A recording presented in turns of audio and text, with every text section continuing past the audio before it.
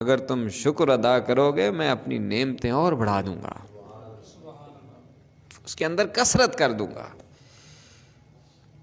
لیکن اگر ناشکری کی پھر اللہ کی پکڑ اور اللہ کا عذاب بھی بڑا سخت ہے۔ اس لیے شکر گزار ہونا، بنی اسرائیل کے اوپر جو مختلف عذاب ہے وہ یہی تھے کہ نہ شکرے تھے۔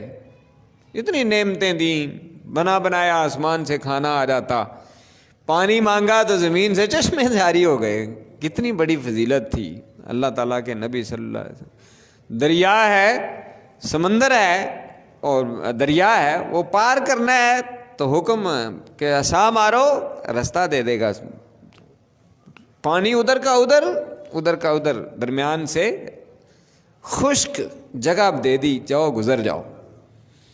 اور جو ہی پیچھے وہ فرعون کا لشکر اس کے اندر داخل ہوا، پانی کو حکم ہوا مل گیا۔ کتنی اللہ تعالیٰ کی نہیں، لیکن پھر بھی شکر گزار نہیں، شکر گزاری کا جذبہ نہیں تھا۔ پھر ذلت مسکنت ڈال دی گئی، ذلت میں پریشانی کے اندر مارے مارے پھرتے رہے، مختلف عذابوں کا شکار۔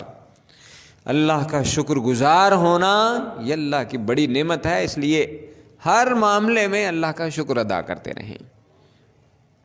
اور جو شخص شکر گزار نہیں ہوتا وہ بے چین رہتا ہے اور سکون نہیں ہوتا۔ آج ہمیں ہماری زندگیوں سے جو سکون غائب ہے اس کی سب سے بنیادی وجہ یہی ہے کہ ہم شکر گزاری کے جذبے سے عاری ہیں۔